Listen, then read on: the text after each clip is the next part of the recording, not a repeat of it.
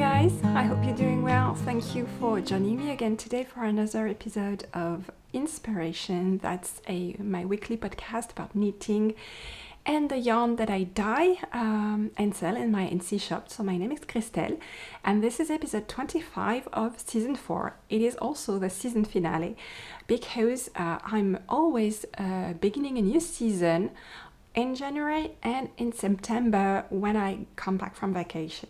So next episode will be season 5, episode 1. So if you're new to the podcast, thank you so much. Welcome. This is a podcast that I upload to YouTube every Monday afternoon at 5 p.m. Paris time, and it goes hand in hand with a newsletter that I'm sending out at the same time, and that gives you a lot of information about what's new in the shop and what's up with my knitting, my projects, and also my designs, because I have also this my designer cap that I actually didn't wear for quite a while, but I'm wearing again. I've been wearing it again in the latest months. So last bit of info, the shop is updated every Monday afternoon. You get new things, new colorways, new kits. It depends on the theme of the shop update, and with the exception of fiber festivals, because since they are happening again, I'm doing a lot. I'm usually doing at least once a month, approximately, sometimes twice, like it's the case for September. And in that instance, the rhythm of the shop updates varies a bit. So there you have all information to be able to jump aboard and follow along. And if you're a returning viewer, thank you so much for joining me again today. It's always my pleasure to be recording the podcast and sharing with you what I've been up to during the week. So this week, season finale, nothing grand, nothing special really, just mentioning it. Today I'm going to show you my progress on my knitting, and I just wanted also to touch base with you about the key dates with the summer break and the month of September, which is quite busy. So any order placed before the end of the day on August 9th will ship before I leave for my vacation, and I'm leaving on the 13th. So they should be with you quite quickly, okay? Any order placed after that will ship when I get back. That's beginning of September, okay? So that it's clear and you don't have any bad surprise when you're shopping and don't get your order as quickly as you wished.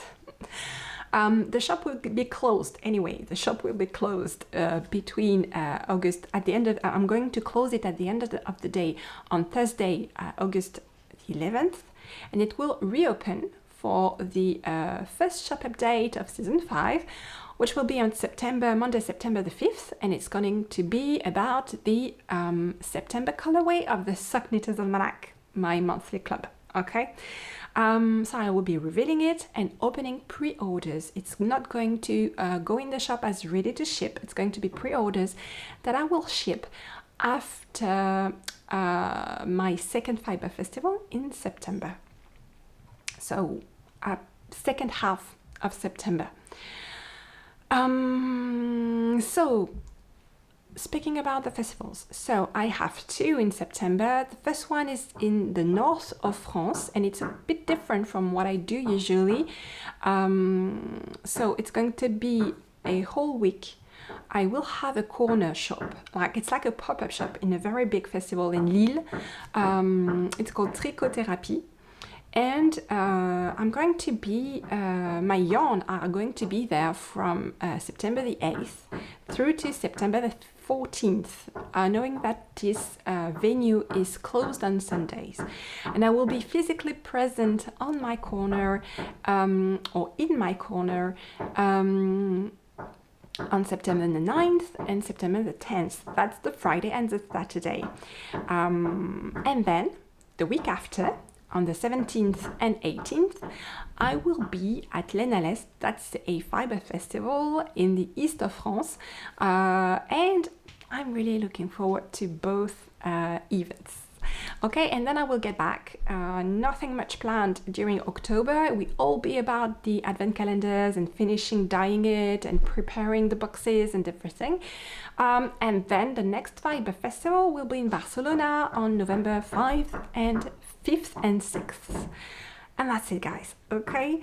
Also, I have this monthly thingy called the Info Fanfare. It's just a way for you guys to share your tricot stitch project and win something cool. So to participate, you just have to post a picture of your tricot stitch project. It can be yarn, it can be pattern on Instagram or on Ravelry. You can play on both platforms if you want to double your chances to win. And on Instagram, you just have to use this hashtag.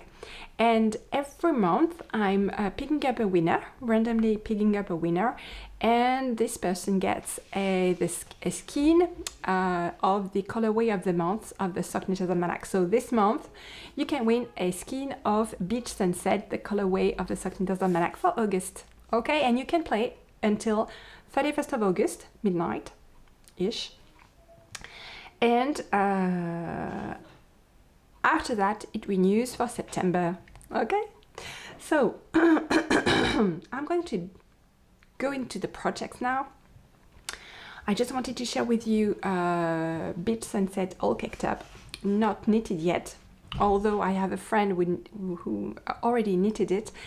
She's called Bulbe Bizarre, and I will put her details, Instagram handle in the show notes. But it gives you an idea of how the colors will be distributing themselves. And I'm going to knit the Pearl Cottage socks by Mara Catherine Briner with this. And I can't wait because you see, in my head, Pearl Cottage sits by the sea. So it's really a perfect vacation project. I can't wait to put that on the needles. And I'm going to jump directly into the sock knitting update for this week. So I've been making steady progress, not quick, but steady.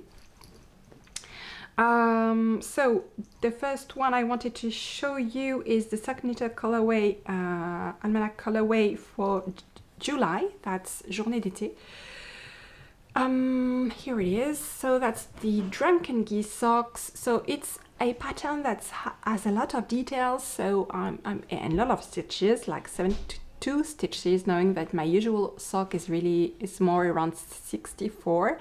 So yeah, it's taking longer than, you know, a vanilla sock.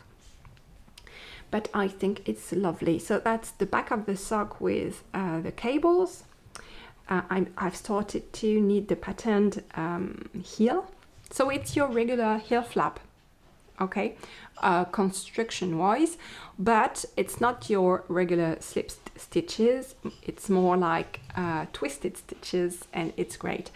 And this is the front, and I think the front is really lovely. I really like the front. It's beautiful. So turning the heel on that, almost turning the heel. I'm at the middle, in the middle of the heel flap. Then I have this, that's the second sock of my Druides colorway. So that was the colorway for February of the Sock Knitter's Almanac. This is the first sock. This is a complete improvisation, no pattern whatsoever. I didn't write anything.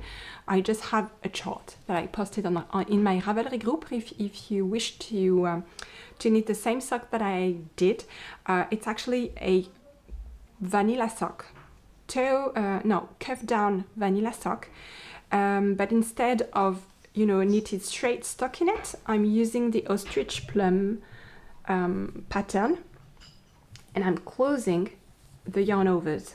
But yeah, it's really very, very simple. And I've put the chart, if you want to knit the same, I've put up the chart in Ravelry. There's I think there's a discussion thread in which you can find it. I opened it in February. Okay, so this is I'm making good progress on that. I think it will be the first to be finished among the three. A third one is the second side of my grimoire socks. So this is a pattern by me. And I'm closing in on the heel. The heel is a bit special. It's a technique that I designed. It's called the underlined heel. It's a short row heel with a lovely and neat column of slip stitches on the side. So I'm really enjoying this technique. I think the finish is really neat, and that's what I like actually about this technique. And I reinforced the back of the heel as well, because you know that's always a concern for your regular short row heels. I think they tend to, you know, wear out more quickly than a heel flap. So I like to do that and reinforce the heel on short row heels. Okay, so making good progress on that, and that's it for the socks.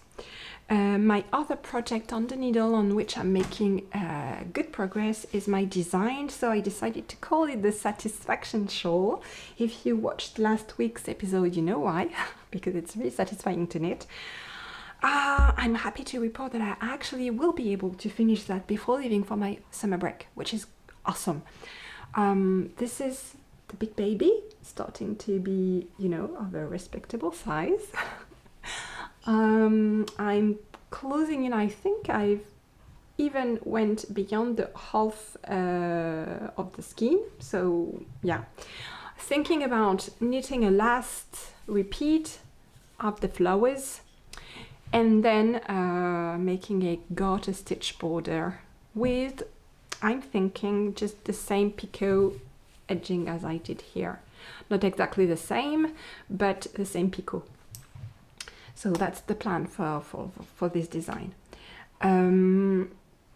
Last thing I wanted to share with you, I mentioned a while ago, like 3 episodes ago I think, or 2 episodes ago, that I did a swatch for this pattern, but using, I knitted double with suri and silk.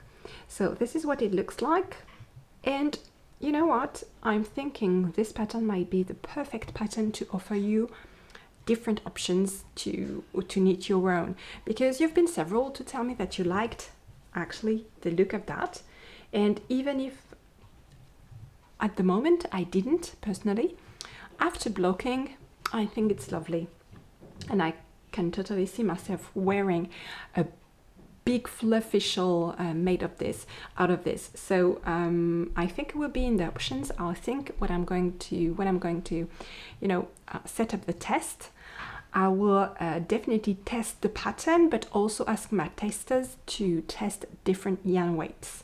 So I'm thinking the sky is the limit on that.